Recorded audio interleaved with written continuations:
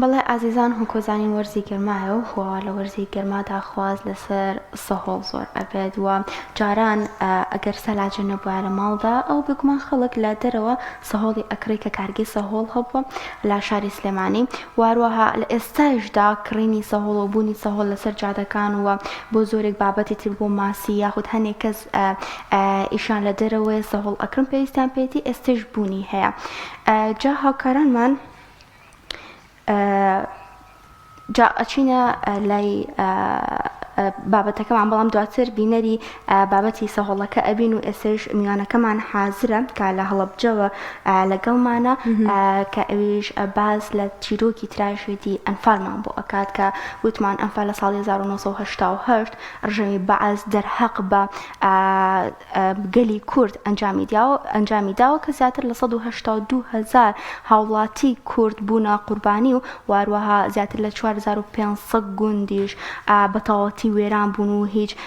سەرچاوەیەکی ژیانی تیانەما واروەها ژمارەیەکی زۆر لە هاوڵاتیانیش بێسەر و شوێن بوون کە زیاتر لە 200,000 هاوڵاتیش بێسەر و شوون بوون و زۆربەیشان هەتاوەکو ئێستا نازانرێت لە چه شوێنێکن و واروەها هیچ ڕووفاتێکیان دیار نییە و زۆربەی هاوڵاتیانیش بە شوێن کەس و کاریان داوێڵن و ئەوانیشی کە ڕزگاریان بووە لە ئەنفالدا کۆمەڵێک چیرۆکی تراژیدی لە هزریان ناماوەتەوە لە یادەوەریان ناماوەتەوە کە تاوەکو ئێستش بە بیرکردنەوە لێیان خەفەت دەخۆن و وەروەها بیری خێزانەکانیان و وەروەها کەس و کاریان دەکەوێتەوە ئێمە گفتوگۆ لەسەر ئەم بابەتە دەکەین وەروەها باز لەوە دەکەین بزانین ئەنفال چی دەرحق بە گەلی کورد کردووە و پێویستە تا چنێک ئێمە گرنگی بدەین بەم چیرۆکە تراژیدیانی کە بەسەر کوردە هاتۆ بوونەوەکانمانی بگوازینەوە گفتوگۆی بابەتە دەکەین و بە میوانداری عەلی عارف ڕزگاربووی ئەنفال کە لە هەڵەبجەوە لە ستۆدیۆکانمان لێەوە ڕاستەوخۆ لەگەڵماندایە سڵاوە لێ بە کاک عەلی سوپاس دەکەین بۆی کە لەم بەیانیەدا لەگەڵماندای سەرنجامەوێت باسێکی گرنگی گواستنەوەی ئەم جۆرە چیرۆکانەمان بۆ بکەیت بۆ نەوەکانی ئێستا و بۆ ئەوانەی کە ئەو ڕووداوانیان نەبینیوە سواز بۆ ئێوە دەستخۆشی بۆ ئەو چاوپێکەوتنی دەر و دەرفەتە ڕاستی چیرۆکانی ئەنفال هێندە زۆرن هێندە کاریگەرن بەڵام بەداخەوە نەک جیلەکانی داهاتی دوای ئێمە بەگرە ئەو جیرێکە لە تەمەنی ئێمایە هەندێک کات پێم وابێ زۆر بەدڵناڕەحەتیەوە قسەیەکەم ئاکرێ بڵێم جۆرە لە جۆرەکان زۆر بێهودە تەماشای ئەو کەیس و باسە ئەکەن بۆ ئێمە لە هەڵەبجە کاتێکە دوای ئەنجامدانی تاوانی کیمەبەران لە لایەن حکوومەتی بەعسی عێراقی و کاتەوە ئێمە بەقەدەر کە ڕزگارمان بوو لە ژێر دار و پەردووی کیمەبارانە کە ڕۆشتینە ئۆردوگاکانی ئێران هەتا هەشتی کە ئاگربەسی نێوان عێراق و ئێران کرا ئێمە لێوە بووین هەفتەیەک پێش ئەو واژووە حکوومەتی بەعسی عێراقی ئەو کاتە توانین لە ڕیسی خوڕەکانیەوە لەناو ئۆردوگەکانی ئێرانە ئەوانی کە ئاوارەی ئاوارەکانی هەڵەبجە لە ئۆردوگەکانی ئێرانە توانین دەنگۆی ئەو بڵاوکاتەوە کە حکوومەتی عێراقی بەعسی ئەو کاتە ئەوێ بۆ جارێکی تر هەڵەبجە ئاوادان کاتەوە بەم جۆرە خەبەرە خەڵکیان خەڵەتان ئێمە ڕاستەوخۆ لە نۆی هەشت بە دڵخۆشیەوە هاتینەوە هەڵەبجە ئاوادانکەینەوە بەڵام پیلانی حکوومەتی عێراقی دڕندە زۆر لەوە ساختەچیانەتر بوو کە ئێمە تەماشامان کرد بەڵام ئەوان توانیان لە نۆی هەشت زیاتر لە 1150 کەس لەم هەڵەبجەی ئێمە کە بە ئاوارەی گەڕاینەوە بۆ هەڵەبجە ڕاپێچیان کردین بۆ گرتوخانەکانی نوگرە سەلمان و دەشتی عەرعەر بۆی ئێمە لەوێ هەتا 4 مانگ و دەڕۆژ لەژێر سزا و تعزیب و کێبڵکاری و برسێتی و تینوێتی و ئیهانەکرد و سوکایەتی پێکردن لەوێ ژیانمان بەسەر برد بەداخەوە لەو فترەکەمە هەتا 6 نۆکە عەفواتەکە دەرچوو ئێمە 52 کەسمان لێ شەهید بووە ئێستا ئەم تاوانبار و تاوانکارەکە گیرا و دەستگیرکراوە لە 29 تەمووز ئێمە بەڕاستی دڵخۆشین بە دەستگرتنەکەی دڵخۆشین بۆیکەوە ئەو ناپیاوە بگات بە سزای سەختی خۆی چونکە هێندە عەزیەتی ئێمەی داوە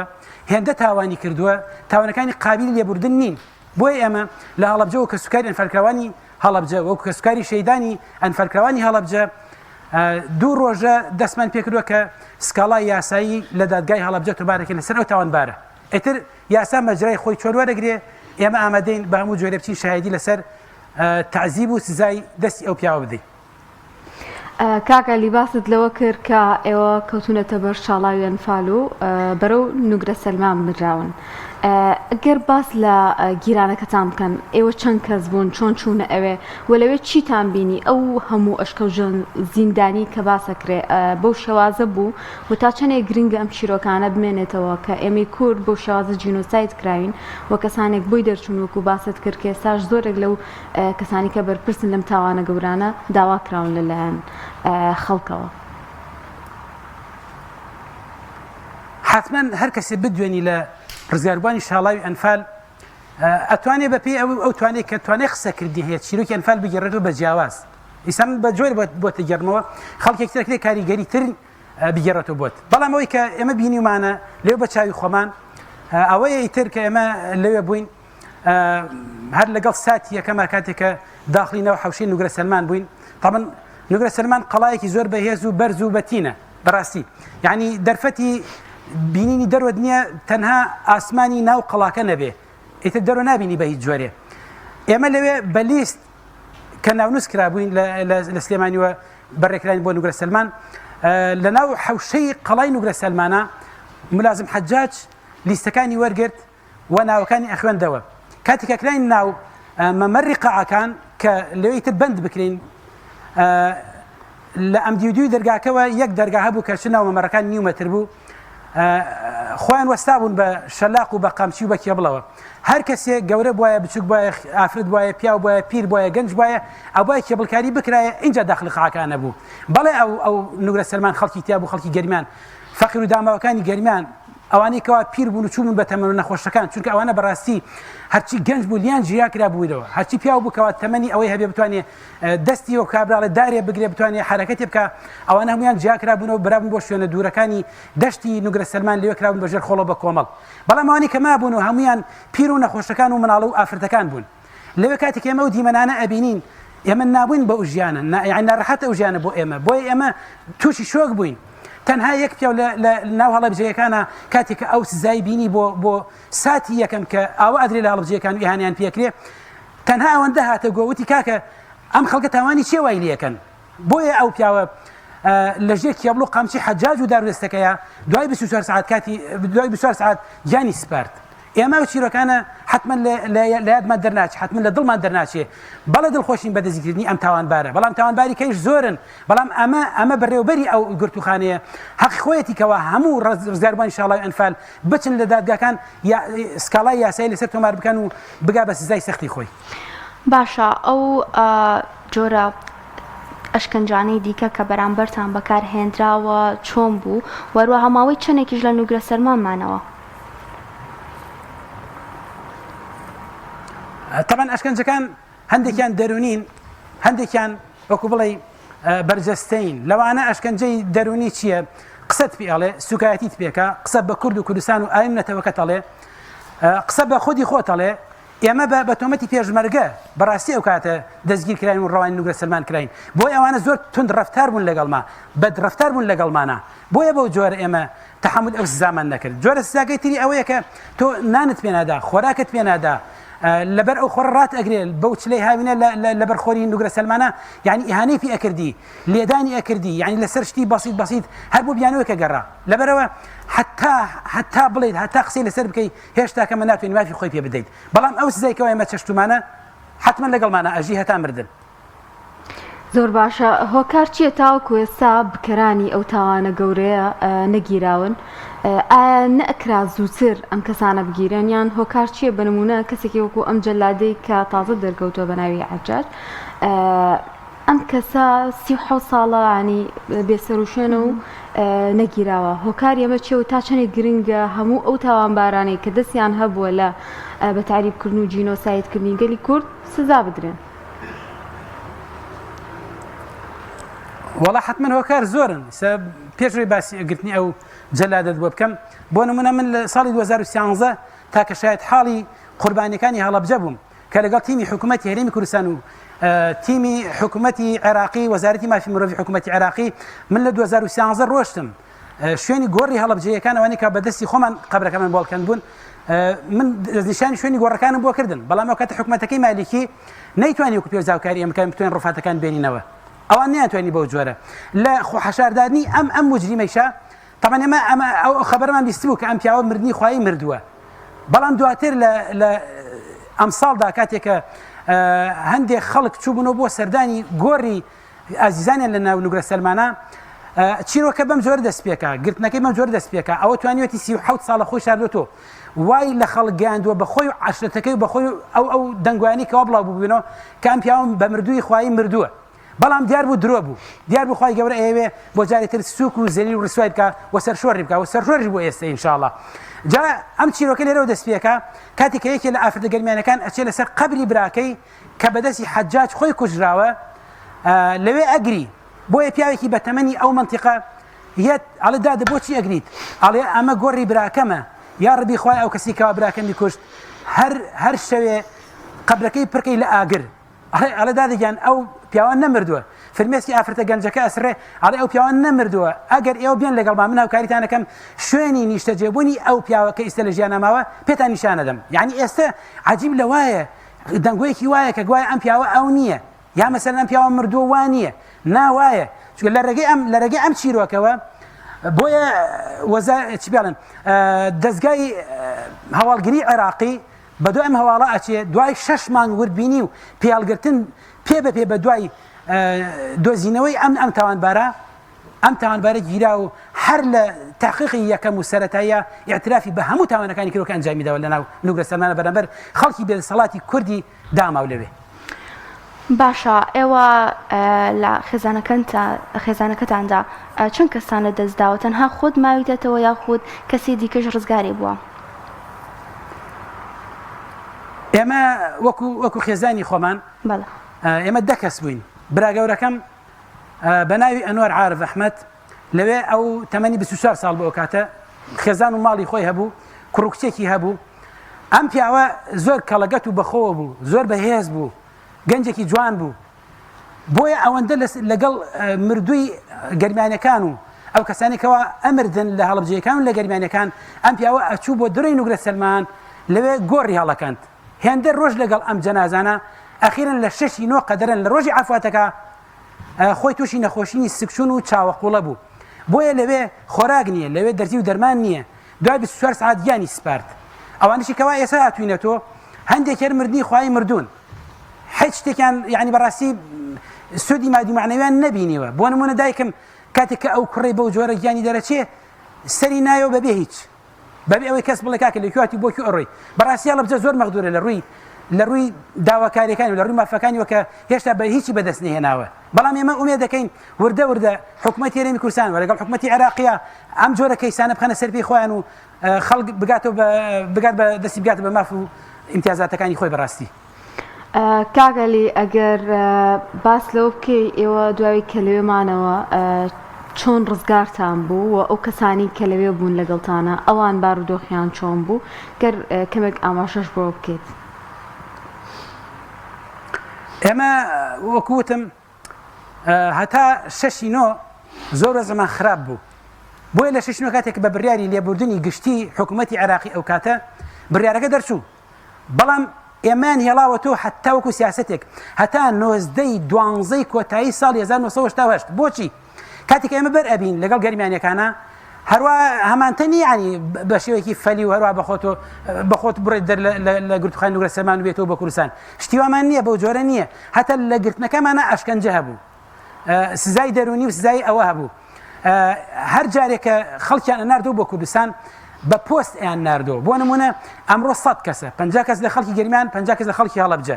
من بیرم دێ ئەو کاتێکەوە بۆ جۆرج خەڵکیان ئازادە کرد ئەبوایە هەموو کەسێ بەرتیلی بدایە پارەی بدایە سعاتی باە ئەڵقەی دەستی بدایە زنجیری ملی بدایە بۆ نمونە وەکو بەرتیل کە ناو بنووسێ و بەڕێنکەنەوە بۆ کوردستان لە گرتنەکە کاتێکە لە دوای 6 فترێکی پێچوو کە هاتە سەر ئەوی وردە و بە پۆستە خەڵک بنێرنەوە وەزبێک هاتنە خەستەخانەی سەماوە خەستەخانەی گشتی سەماوە لەو خەستەخانە هەفتەیەک دەست بەسەر ئەبوون لەو هەفتە هەموو جۆرە خزمەتگوزاریێکیان پێ ئەدان وەکو خواردن و نووسن و ئیسراحەت و عیبنەوەی حەمامکردن و بازارکردن و هەموو شتێ لەو جۆرەشتانە هەتا بیرم دێ بە زۆر بە شەو وەکو شەو چەرەی خۆیان هەڵپەرکیان بە خەڵکی ئەمە کرد ئەیانوت لەبەرەوە ئەما ساواری تەعزیب و لێدان و سزای دەرونیە لە جەستەتان دەرچێ لە ڕواڵەتان دەرچێ بۆ ئەوەیەکەوە شەقام بڕوان نەکا بۆ ئەوەیەکەوە ئێمە بەم جۆرە ئازاد بووین و سجن بووین لەبەرەوە ئەو جۆرێک بوو لە سیاسەتەکانی حکوومەتی عێراقی بۆیە ئێمە وردە خەڵکیان بەرداوە هەتا 12 وەکوتم ئەخیر کەسی ئێمە هەڵەبجەیەکان لە ناو نوگرە سلمانە ماوەتەوە. باشە کاک عەلی لە ناو نوگرە سەلماندا خۆ و خواردنتان چۆن بوو چیان پێ ئەدان ئایا کەس هەبوو لە برسا لەوێ بمرێت؟ لە ڕووی خۆراک و ئێمە ڕۆژانە تەنها 3 سەمونی بچکۆلە بۆ هەر کەسێک ئیتر گەورەیە بچووکە پیاوە ژنە بە تەمە نەرچێ ئەوە حیسەی خۆیەتی لەگەڵ تەنها یەک تەنکەر ئاهات بۆ هەڵەبجەکان و بۆ گەرمیانەکان لە حەوشەی ناو نوگرە سەلمانە خۆ دەرۆت نابینی ئەو تەنکەرە بەو بەرخۆرەوە تەنکەری ئاوی گەرمی تاڵی سوێر ئەوە حیسەی تۆیە هەتا 24 سعات ئیتر ئەمریت ئەژیت برسیتە بێت تینوتە بێ لەگەڵ ئەوە هەر یەک وەکوتم هەر یەک هەستیان بە شتێک بکردایە هەموو خەڵکان عقوبەدا و ئەنێنا ئەو بەرخۆرە و بە ئارزوی خۆیان سوکایەتیان پێکردین. کاگەلی ئێوە دەموچاوی ئەو کەسانەتان بینی ئەو جەلادانەتان ئەبینی کە لە زیندانەکانان و ئێستاژ لاتان ئاماوەتەوە واتە چۆن ئەکرێ ئەم کەسانە دووبارە دەستگیر بکرێنەوە بەرمونە دەوترێت هەندێکیان وێنەیان پارێزراوە و هەوڵ دەدرێ وێنەکانیان بدۆزرێتەوە بۆی ئەگەر خۆشیان حەشاردا بێت دووبارە دەستگیر بکرێنەوە و بگەێنرێنەوە بە سزای خۆیان.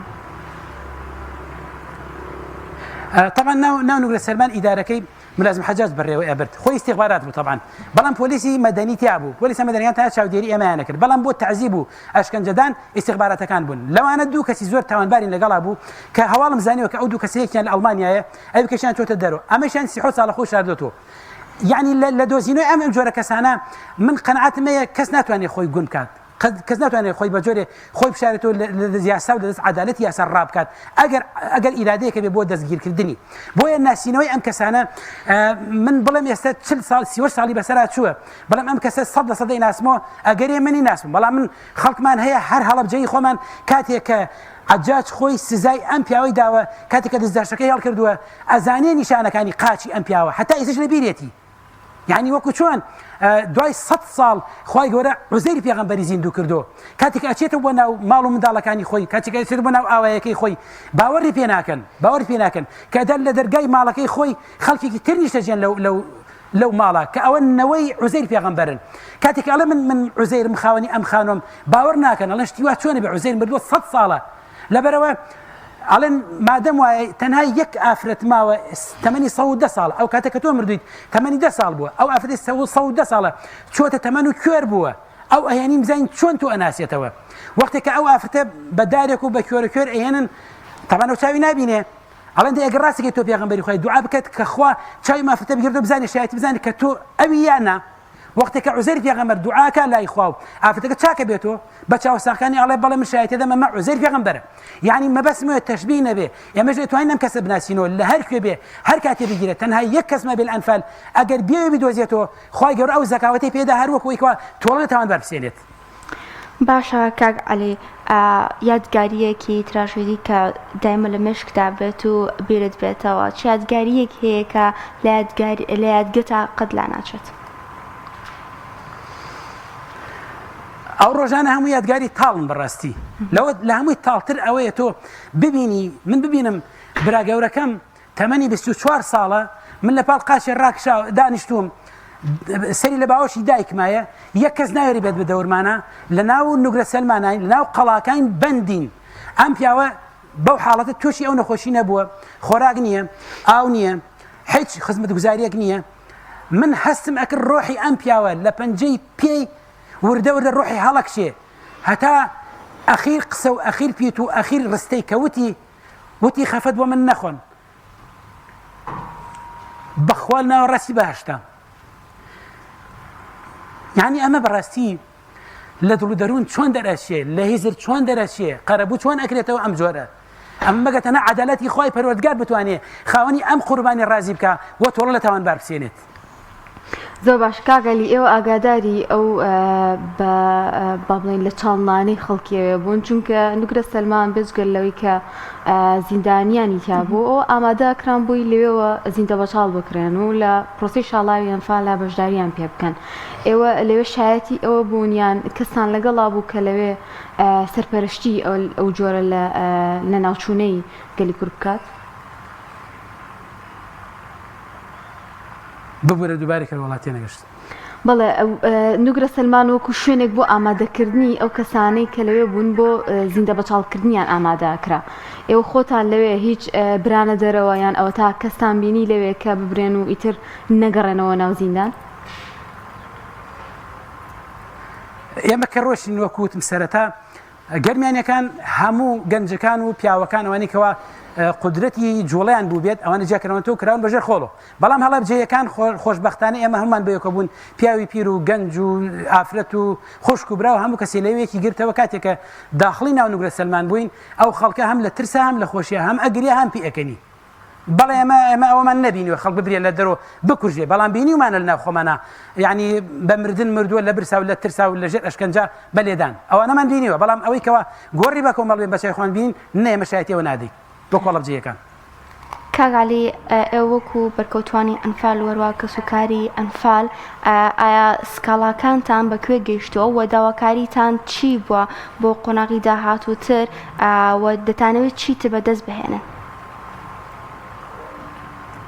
ئێمە لە بستنەوەی تەمووزەوە کام پیاوە گیراوە ئێمە ڕاستی ئەمە یەکێکە لەو هەفتانێکەوە ڕۆژەکانی زۆر خۆشمە نیسبەتی ئەمەوە ئەوەنە خۆش و ئەوەنە زوو بەسەبانەتی ئەپەڕێ هەست ناکەین کە یعنی لە بستنەوەی تەمووزە پیاوە گیراوە من ئەزانم کە لە نۆی مانگی هەشت ئەم مەوزوعە کۆتایی پێدێ ئەبێت تا ئەو کاتە ئێمە بتوانین سکاڵای یاسایی لەسەر ئەم تاوانبارە تۆمار بکەین بەڵێ ئێمە خەریکینەوە دوو ڕۆژە سکاڵای یاساییەکەین و ئەمڕۆژ و بەنیش بەردەوامە دواتر ئەکرێ بچینە سیمانی فۆرمێکی تایبەت هەیە لەوێ ئەوە مەجرای یاسایی خۆی وەرەگرێت وردە ئەچێتە بەردەم دادگای باڵای تاوانەکانی عێراق کاگەلی لە ئێستادا ڕەنگە زۆرێک ئاشنای ئەم چیرۆکانەی شاڵاوی ئەنفال و بە نمونە کیمیاباران و ئەو نەهامەتیانی کە بەسەر کووردا هاتووە نەزانن بە تایبەتی لە لاونەوەی نوێدا ئێوە پێیانتان چییە بۆ خەڵکی پێویستە تا چەندێک حکومڕانانی کوردی بەدەسەڵاتی خۆیان نابچنەوە چونکە کورد شەیدێکی زۆریە و قوربانێکی زۆریەوە تاوەکو گەیشتۆتە ئێستا و تاوەکو ئێستاش بە حەق و مافەکانی خۆی نەگەیشتەوە هەتاوەکو ئێستاش خاوەنی ناوێک و دەوڵەتێک نییە بەداخەوە بواە ئەم کەیسی شاڵاوی ئەنفالە و ئەم کیمەبارانی هەڵەبجە هەر خۆی بۆ خۆی یعنی دوو کەیسی زۆر بەهێزن ئەکرێ دەوڵەت لەسەردا بمەزرێنی بەداخەوە خەمساردی دەسەڵەدارانی هەرێمی کوردستان بەداخەوە خەمساردی خەڵک کە بێ ئومێد کراوە ناخینە خەمسار بێ خەڵک یعنی خەڵکی مەبەستم خاوەنی قوربانیەکان ڕزگاربوونی شاڵاوی ئەنفال ئەوەنە بێ ئومێد و ناومێد کراون باوریان بە هیچ نەماوە بەڵام ئەکرا دەسەڵاتدار ئەکرا دەسۆزەکانی هەرێمی کوردستان بیان توانێت لەسەر ئەم کەیسە دەوڵەتی کوردی دامەزرێن هات بەبێ هیچ قوربانیەک و هیچ خەباتێکی پێشووتر فەرموو ئەو وڵاتانێکەوە جینۆسایدی لێ کراوە بزانە ئەو وڵاتانە چۆن یعنی ئەتوان ئەو کەیسانە بەهێز ئێستی ڕاگیریان کردو خاوەنی قوربانیەکان چۆن شکۆدارانە ئەژین بەڵام بەداخەوە لە هەرێمی کوردستان ئێمە خاوەنێکمان نەبوو بۆ جۆرە تا ئیسا بەدوای ئەو مەوزوعانەوە بڕات تەنها ئێمە هەوڵی کەسێتی خۆمانە توانیمانە کە ئەم جۆرە ئیشانیش بگەینە نەتیجەی خۆی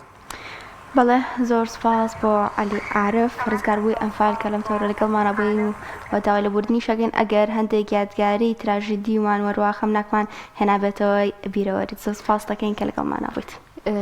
دا لەخوای گەوراکەین هەموو ئەو کەسانی کە بەشدار بوون لەم تاوانە گەورەیە بە سزای خۆیان بگەێنرێن و داوا لە بەرپرسان و دەسەڵاتدارانی ئەم هەرێمەشەکەن ئەم بابەتانە بە هەند وەربگرن هەتاوەکو ئێستاشانی بڕاکە ئەو خەڵکانی کە ئەنفالیان بەسەر هاتووە بەتوێ ڕووفاتی کەسوکاریان یعنی ئەمە بەسیترین مافەکە کەسوکاری خۆیان بدۆزنەوە کەسوکاریان بناسنەوە بەڵام بەداخەوە تاند لەوە شانە توانراوەکو پێویست حەقی ئەم کەسانە بکرێتەوە و زۆربیان ئێستاش بەدەست ئەو نەهامەتی وەناڵێن کە لە کۆندا بەسەریان هاتوومان کەسێکی زۆریان لەدەستدا ئەمە جامی ئەوەیە کە هیچ خەمخۆرێکی ڕاستەقی نەبوونی نەبوو لەم نێوەندەدا کە بتوانێت هەم تاوانباران بە سزای خۆی بگەێنێت و هەمیش ئەنفالکراوان و هەروە ڕووفاتەکان بگەڕێتەوە بۆ خێزانەکانیان